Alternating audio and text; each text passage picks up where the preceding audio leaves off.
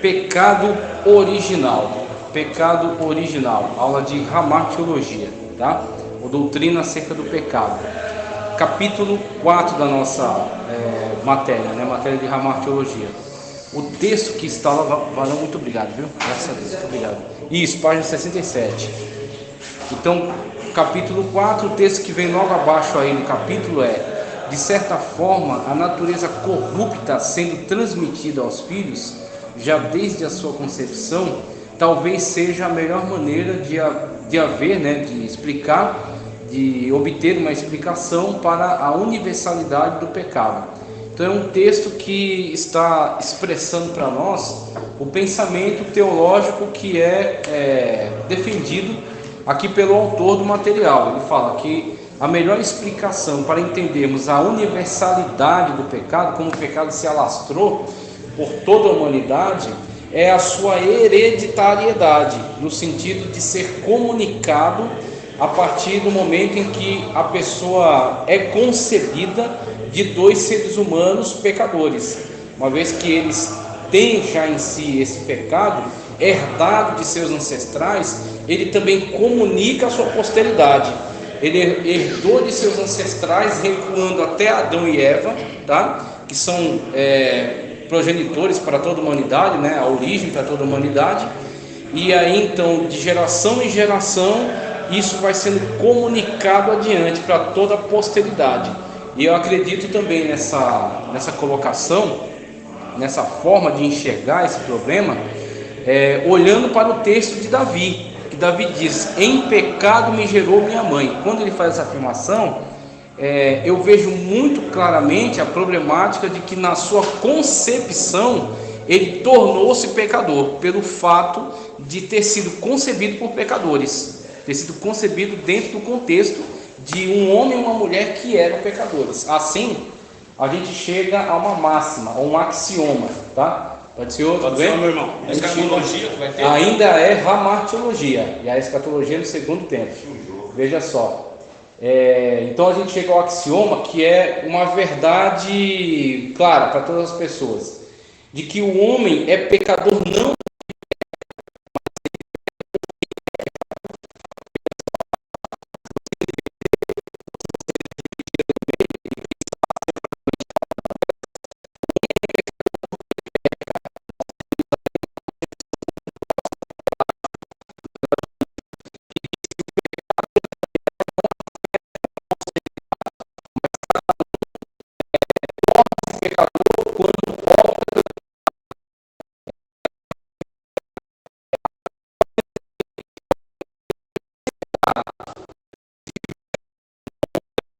uma medicação, conseguisse se livrar das tentações, poderia viver sem pecado. O Pelágio coloca essa possibilidade.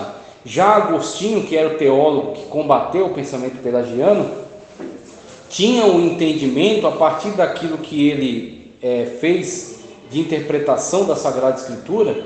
Ele chegou ao claro entendimento de que o homem ele é intrinsecamente pecador, a partir da origem que ele tem de pecadores. Então ele já tem esse pecado desde o seu nascimento, já está misturado com a natureza dele, devido à sua concepção de pessoas também pecadoras, recuando até Adão, tá? Então temos aí essas duas colocações: o homem peca porque é pecador. Na verdade não, o homem é pecador porque peca. Na verdade não, o homem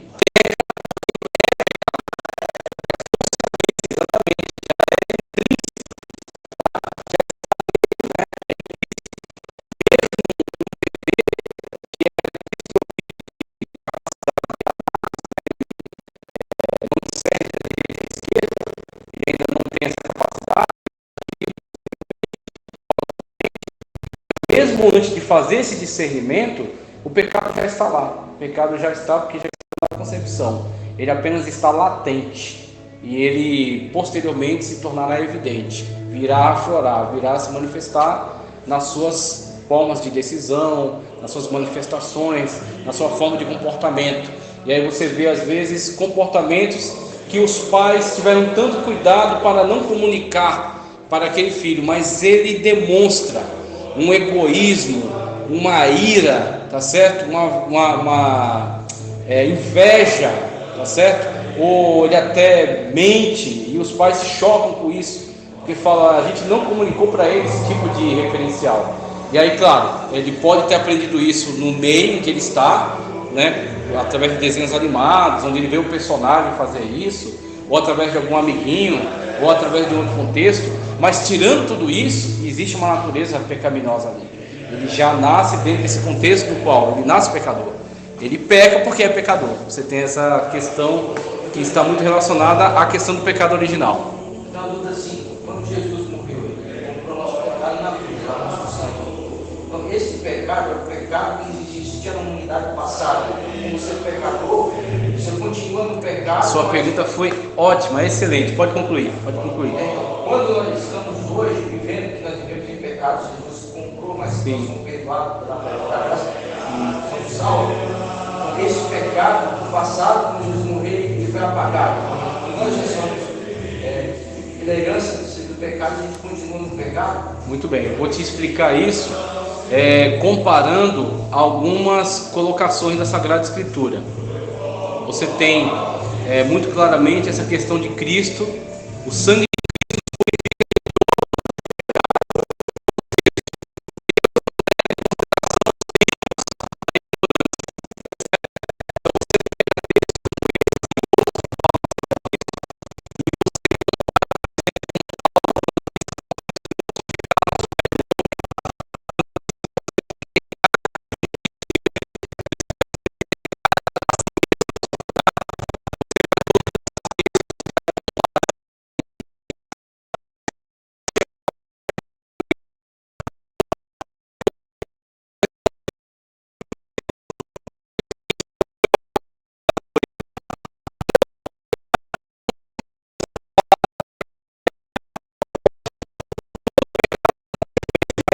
a maior e a pior das consequências do pecado é a separação de Deus.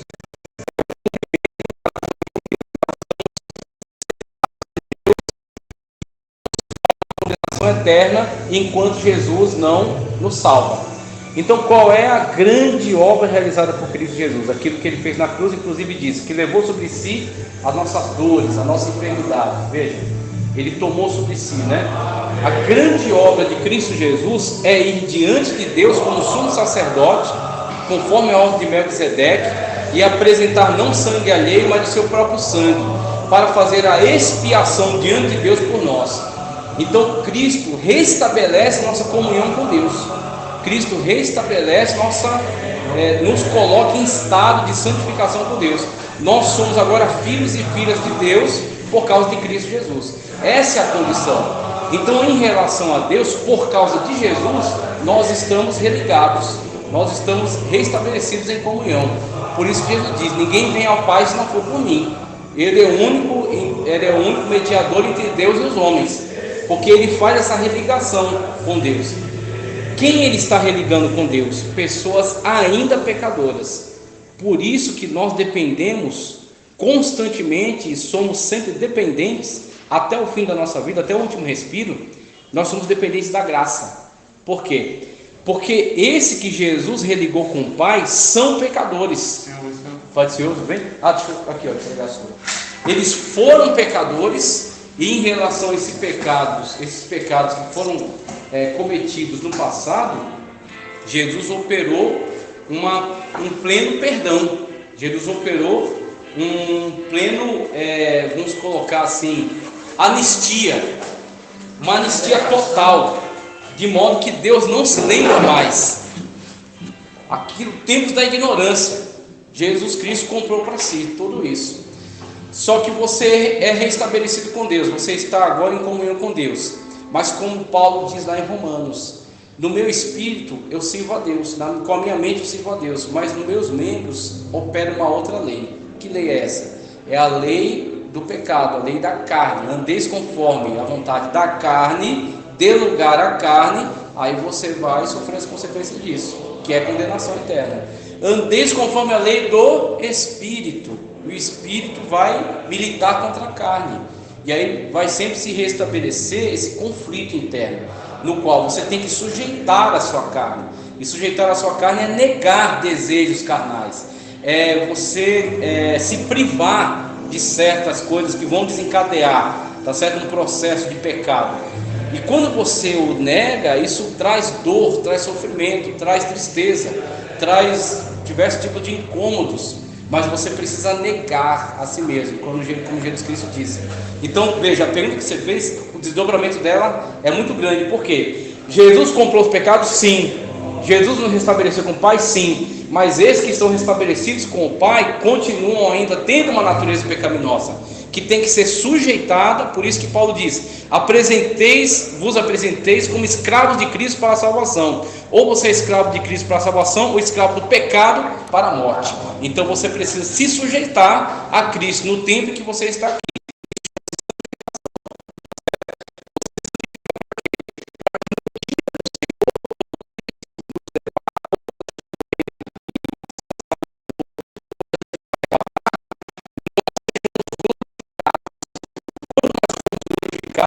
Aquilo que era corruptível vai se tornar incorruptível. Aí nós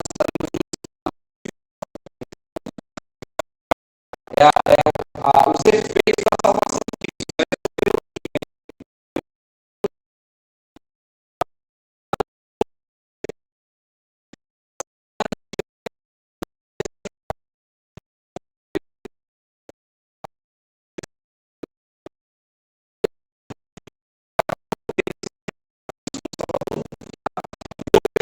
Não, está tudo bem, e nós temos que estar sempre que vem desde o original, porque desde a origem, desde o ato de pecado, de queda, de lapso de Adão e Eva lá no Éden, não origem no sentido de criação, porque Deus criou o homem e a mulher perfeitos. A expressão pecado original é frequentemente usada por cristãos, mas afinal, será que todos realmente sabem seu significado e suas implicações? Lamentavelmente, muitos erros têm sido cometidos quando o assunto é a definição para esse termo. Estamos terminando a martiologia, viu? E aí já entra em escatologia. Então, a definição para esse termo, que é um tema fundamental para a doutrina cristã. E justamente por essa razão precisamos analisá-lo com cuidado, dedicação, temor e principalmente à luz da Sagrada Escritura. Em primeiro lugar, é preciso dizer que pecado original não se trata do primeiro pecado, isto é, da desobediência do primeiro casal, do Jardim do Éden. Então, o que realmente vem a ser pecado original? Ele levou a questão mais longe. Por quê? A nossa pecaminosidade está atrelada ao fato de Adão e Eva terem caído em pecado. Então,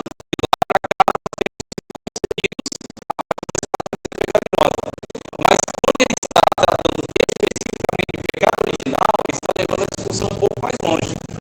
E aí, quando ele leva essa discussão mais adiante, e é o que ele vai fazer aqui, vai discutir toda essa questão, exatamente.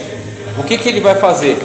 Ele vai começar a adentrar por um contexto que não está muito claro, tá? Não está muito claro, mas pode ser entendido a partir da leitura de alguns textos da Sagrada Escritura. Por exemplo, Jesus, quando fala em relação a Satanás, diz que ele foi mentiroso desde o princípio, tá certo? Porque nele não se achou nenhum bem, tá? Então Jesus diz: olha, antes de haver tempo, antes de haver esta criação, tá? Quando ainda estávamos dentro de um ambiente plenamente, puramente celestial e angelical, já houve essa ruptura, já houve esta quebra. É como eu estava falando na aula passada, tentando trazer uma definição em relação a pecado, em relação a mal, inclusive fazendo a diferenciação de mal com U, advérbio, e mal com L, adjetivo. Advérbio, tá certo? Perdão, mal com U, adjetivo, mal com U, adjetivo, e mal com L, advérbio. O advérbio, ele qualifica o verbo, que é uma ação. O adjetivo qualifica o substantivo, tá? Então, quando a gente fala do mal com U, estamos falando de um advérbio, de um adjetivo, perdão, um adjetivo que qualifica o substantivo e que fala acerca do que a pessoa é. E quando falamos de mal com L, falamos de um advérbio, estamos qualificando uma ação. Uma coisa é a pessoa ser má, outra coisa é ela ter feito alguma maldade, tá? Podemos dizer, João é mau. Eu estou dizendo que ele, a pessoa dele, tudo que ele faz é mal. Eu estou dizendo que ele é mau, qualificando ele como uma pessoa má. Ou posso dizer, olha, João fez o mal. Quando eu digo que ele fez o mal, eu estou qualificando a sua ação. Pode ser que ele não seja, ele está no momento.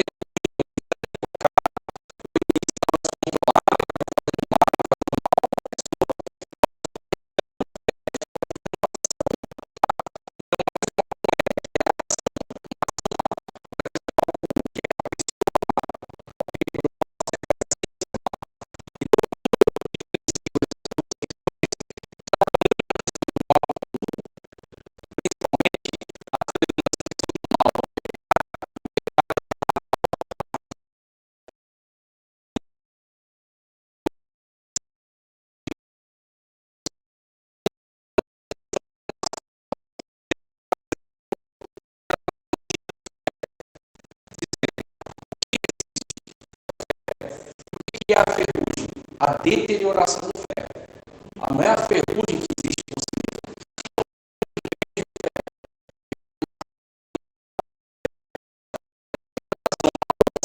no ferro, vai destruindo ele e produzindo a ferrugem, que é a sua deterioração, até que ela pode se tornar outra coisa posteriormente. Mas a ferrugem é a deterioração do ferro. Assim a gente também usa outro exemplo, a luz. Então a luz está irradiando, iluminando todas as coisas. Aí você pega um objeto e você bloqueia a luz em determinado lugar. Pronto. Aonde você bloqueou a luz daquele determinado lugar, produziu trevas. Só que as trevas não existem por si mesmas. As trevas são apenas a ausência da luz. A luz não está incidindo mais sobre aquele lugar. Então produziu-se trevas. As trevas são um acidente. Mas o que existe de fato é a luz. Por que a gente trabalhou essas definições?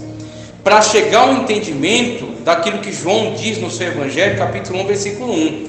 No princípio era o Verbo, e o Verbo estava com Deus, e o Verbo era Deus. Tudo foi feito por Ele, e sem Ele nada que foi feito se fez. Pronto, tudo foi feito pelo Verbo divino, logo pré-encarnado, que é Jesus. E sem Ele nada que foi feito se fez. E deixando João aqui, voltando para Gênesis, a gente vê Deus qualificando toda a criação, e Deus viu que era bom. Então quando você olha Gênesis e João, você vê lá em Gênesis Deus qualificando tudo como bom.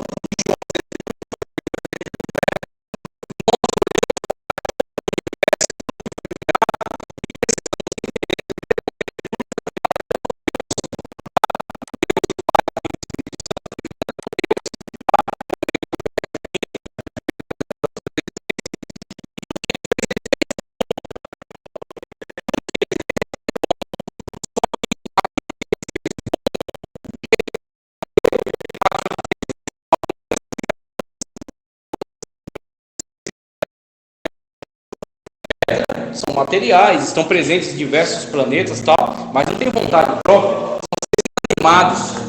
É uma criação de Deus, mas é um ser inanimado.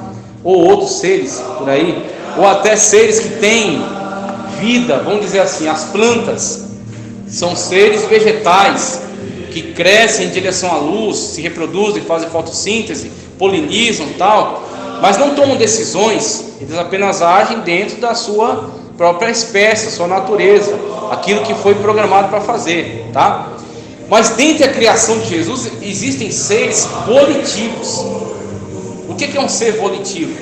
É um ser que toma decisão, a qual lhe foi lhe dada a capacidade de tomar decisões, tá? Então, dentro do âmbito de que tudo que foi criado pelo Verbo, foi criado bom, e também olhando para o fato de que alguns dos seres criados por Deus têm capacidade de tomar decisões, têm poder volitivo, aí a gente começa a entender a problemática da origem do mal, a problemática da origem do pecado. O pecado é sair do propósito de Deus, errar o alvo, tá? E o mal, como eu coloquei, é a deterioração de algo que é bom. Tudo foi criado bom, mas o mal é a deterioração do bem. Quando tudo está em conformidade com a vontade perfeita de Deus, é bom. Está de acordo com o seu plano, está de acordo com aquilo que Ele determinou para ser. Mas quando aquilo que Ele criou e que deu liberdade, que deu vontade, toma uma decisão em contrário à vontade perfeita de Deus, agora ele se tornará mal. Agora ele deteriorará a sua natureza, estragará a sua natureza, tornando-se mal. Assim você tem quem? Aquele que é chamado em Ezequiel de querubim ungido, tá? Inclusive a gente falou acerca desse texto, dizendo, olha, Ezequiel fala acerca desse rei de Tiro, tá? E aí alguns não entendem dessa maneira, alguns não aceitam.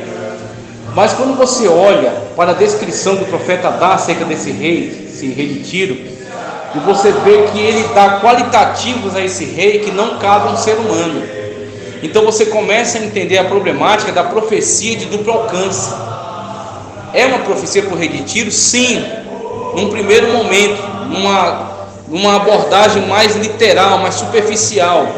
É uma profecia para o rei de Tiro? Sim, num primeiro momento.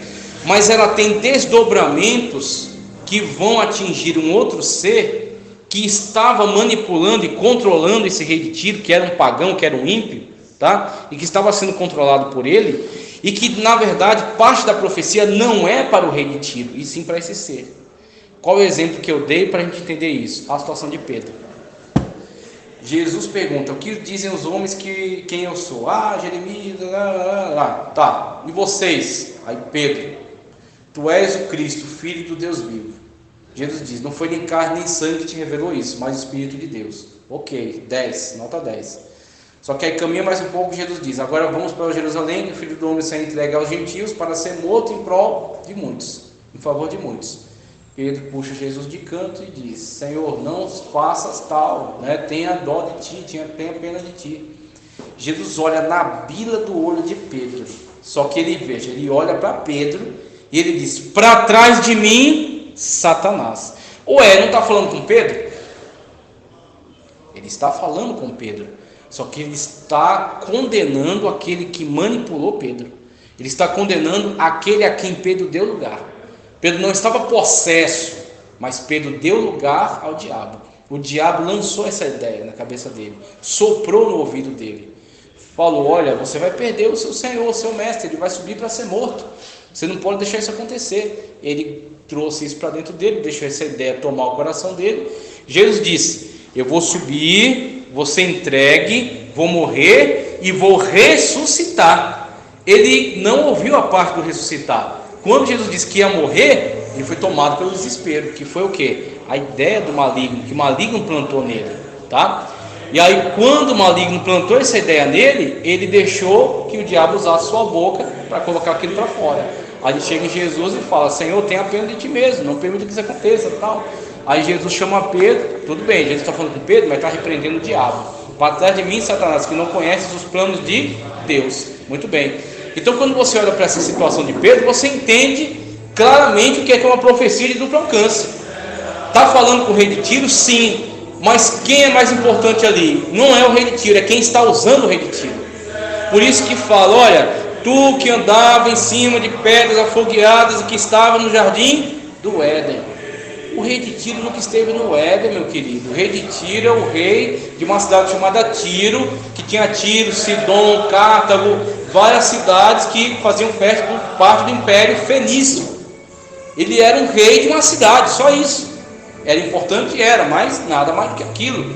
E aí o profeta diz: andava sobre pedras afogueadas, estavas no Éden. Não, ele não está falando com o rei de Tiro, está falando com quem está por trás do rei de Tiro. É que nem também de Isaías: tu disseste no teu coração: subirei ao mais alto dos céus e colocarei meu trono acima do trono do Altíssimo. Afirmo que de lá serás derrubado, como caíste do céu, estrela da manhã. E aí o pessoal olha para esse texto e diz: não, isso aqui era contra o rei de Babilônia. Tá, tudo bem, era contra o rei de Babilônia, na literalidade. mas buscando um significado maior, um desdobramento maior, o rei da Babilônia nunca pôde pegar o seu trono e levar até o céu, até o trono de Deus, obviamente.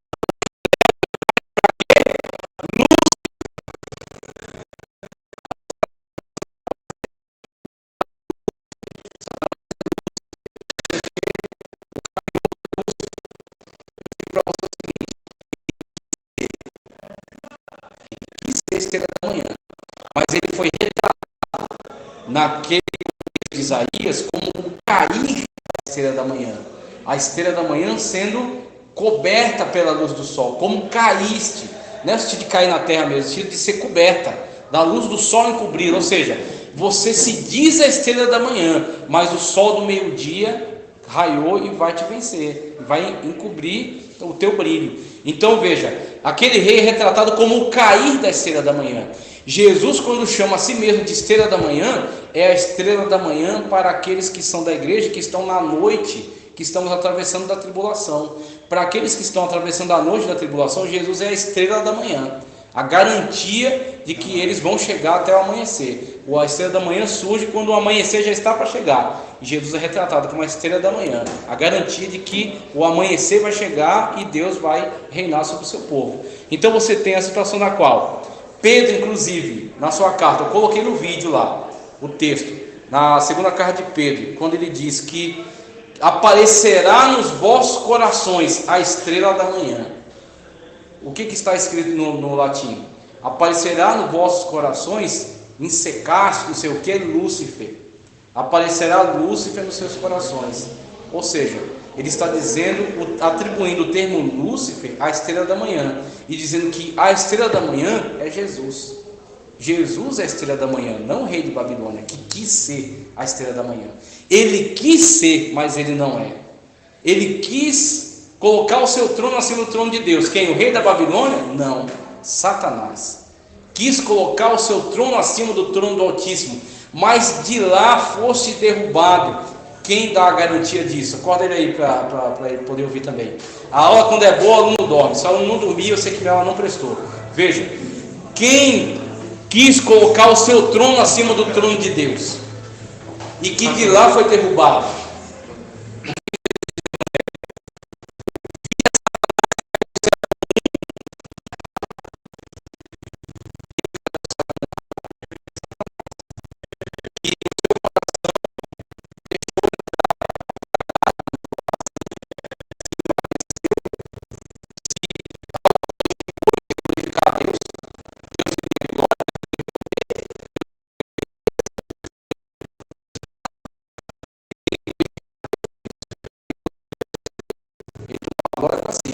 Veja, a primeira promessa que ele faz para Eva no jardim já é uma psicológica acerca do capiroto. Quando ele chega para Eva com aquela conversinha mole: ah, você não pode comer nada? Não, podemos comer todas as coisas menos essa. Por quê? No dia que comer, morre. Não morrerás. Tese e antítese. Agora vem a síntese. Não morrerás, antes será como Deus. Não foi oferecido vida eterna, porque vida eterna eles tinham por consumir a árvore da vida. Foi oferecido divindade. Foi oferecido divindade, os atributos incomunicáveis de Deus: onipotência, onipresença, onisciência, ser todo-poderoso, ser eterno, ser Deus. Foi oferecido divindade. Antes será, eles já eram imagem e semelhança, tá? Eles eram já Tselen Demut, imagem e semelhança. Não é Deus, é como Deus, é semelhante a Deus, não é como Deus. É um representante de Deus em relação a toda a natureza, tá? Satanás disse: opa, não, vocês vão ser deuses, sabedores do bem e do mal. né? Como se dissesse: olha, Deus está escondendo coisas de vocês, criando intriga, criando desconfiança, criando dúvida. Deus está escondendo o jogo de vocês. Se você comer, você vai ser como Ele, sabedor do bem e do mal. Só que tem um grande detalhe nisso aí, tá? Satanás, quando torna-se conhecedor de bem e de mal, aquilo destrói, porque ele é uma criatura, tá? E ele é destruído por aquilo, aquilo leva ao abismo. E quando Deus conhece tudo, inclusive o bem e o mal, aquilo não lhe atinge. Deus tem pleno e total controle sobre tudo. Ele tem a visão sobre toda a eternidade, ele é presciente. Mas quando o homem absorve aquele conhecimento, aquilo destrói a sua natureza, principalmente pela quebra do compromisso com Deus, pela desobediência à ordem de Deus. A comunhão está quebrada. Aí ele vai tentar restabelecer aquilo com as folhas de figueira, mas aquilo é o símbolo maior do que são as religiões humanas. É apenas um paliativo. E aí quando ele se apresenta diante de Deus, ele está com vergonha de Deus. Adão, onde estás? Me escondi. Por quê? Porque estava nu. Quem te disse que estava nu? Aí ele vai culpar a mulher. A mulher culpa a serpente e Deus traz ali tanto um juízo como traz uma promessa. Ele é chamado proto-evangelho. Quando Deus diz: ela te morderá o calcanhar, e a sua descendência, o seu descendente será contra a sua descendência. Essa lhe ferirá o calcanhar, e aquele lhe esmagará a cabeça. Ou seja, da semente da mulher virá um que esmagará a cabeça de Satanás. Aquilo é chamado proto-evangelho, a promessa da vinda do Messias. Então você tem essa situação que qual é a origem? Ele acabou de dizer aqui, Éden, não, é antes, é no ambiente ainda angelical, tá, aí você tem Isaías, Ezequiel, Evangelho. Aí eu vou te dar mais um, Apocalipse. No Apocalipse você tem um texto que vai dizer assim: o dragão que com a sua cauda arrastou a terça parte das estrelas do céu. Obviamente que é uma frase alegórica, é uma alegoria, tá? É uma alegoria completa, onde você tem Satanás sendo chamado de dragão, não só ali, mas em outros lugares. Dragão ou antiga serpente, ele é chamado também de antiga serpente. Antiga serpente é a serpente do Éden, tá? Que passou a se rastejar no pó da terra. Se ela não se rastejava, é porque ela caminhava. Se ela caminhava, ela devia ter membros. Se ela tem membros, você pensa, qual é a imagem que mais se encaixa nessa construção? Uma serpente com membros. Você pensa num dragão. Pois é. E aí você tem este ser que agora é desprovido, né? E agora sua punição rastejará sobre o pó da terra. Então ele é chamado de dragão e é chamado de antiga serpente, tá? Como antiga serpente, o dragão está falando de Satanás. Com a sua cauda arrastou a terça parte. Aquilo vai te dizer alguma coisa. Que nesta rebelião, no tempo, né, ainda no período angelical, nesse contexto angelical, a terça parte dos seres angelicais foram seduzidos pela proposta. Foram seduzidos por essa proposta do maligno, que se envaideceu. E como diz aqueles indicadores, daquele que estava andando sobre pedras afogueadas, como diz Ezequiel, aquele que tentou colocar seu trono acima do trono de Deus, como diz Isaías, a proposta foi se colocar acima de Deus, tá certo? A proposta foi ser Deus, acima de Deus, como ele seduziu Eva também a desejar.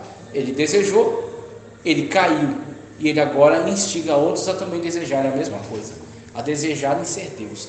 Deus das suas próprias vidas, por exemplo, fazer o que quiser, pecar, roubar, matar, fazer o que quiser, ser o seu próprio Deus, não ter rei, não ter regra, não ter lei, tá? Como diz o Raul Seixas, cantou sobre isso, que é uma frase, não é de Anton LaVey, é de Aleister Crowley, que era um bruxo terrível da Inglaterra.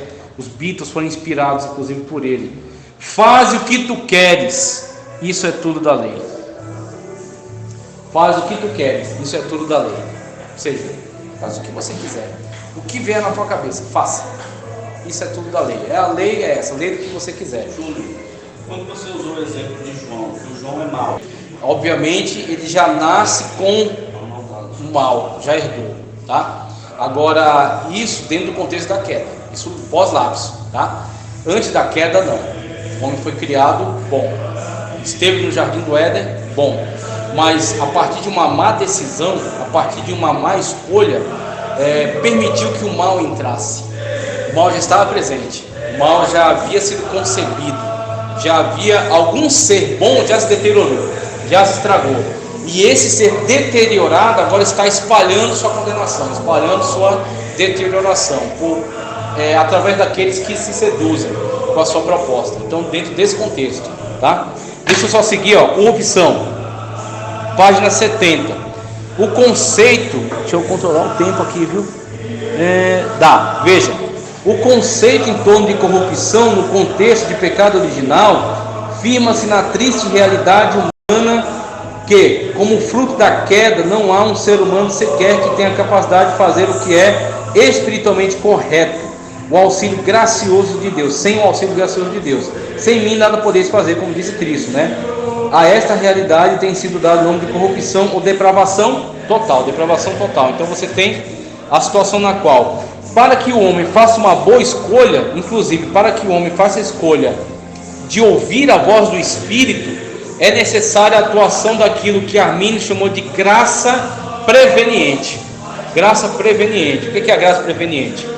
O homem está em depravação. Devido a essa depravação, ele nem se reconhece pecador. Ele nem se reconhece necessitado de Deus, tá? Ele vai cada vez mais afundando na lama do pecado. Mas Deus atua no homem antes dele ser salvo.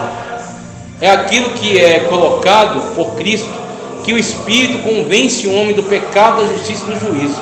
Ou seja, antes dele abrir o coração para a salvação, o Espírito Santo já interage com ele. É uma graça preveniente, uma graça que vem antes, tá? Então o Espírito Santo de Deus vai trabalhando, vai convencendo, vai interagindo com ele. Para quê? Para que ele sinta o desejo de salvação, para que ele sinta a necessidade de santificação, para que ele sinta desejo de comunhão com Deus e para que ele busque um Salvador. E aí, quando lhe é apresentado, como crerão se não pregarem, como pregarão se não enviarem, como ouvirão se não há quem pregue, como diz Paulo. Veja, todo esse processo colocado por ele. Apresentado o Evangelho, não é a eficácia daquele que apresenta, e sim o trabalho prévio do Espírito Santo. O Evangelho é apresentado, a pessoa sente a interação do Espírito Santo. Se ela não resistir à voz do Espírito, ela abre o coração para a mensagem salvífica. Abrindo o coração para a mensagem salvífica, a palavra de Cristo, como ele diz: vós estáis limpos pela palavra que vos tenho falado. Então a palavra de Deus vai entrar e vai fazer todo um trabalho de transformação, modificação, tá certo? De santificação. Mas isso por quê? Por causa da atuação prévia do Espírito Santo. Sem a atuação do Espírito Santo no convencimento, não seria eficaz. Porque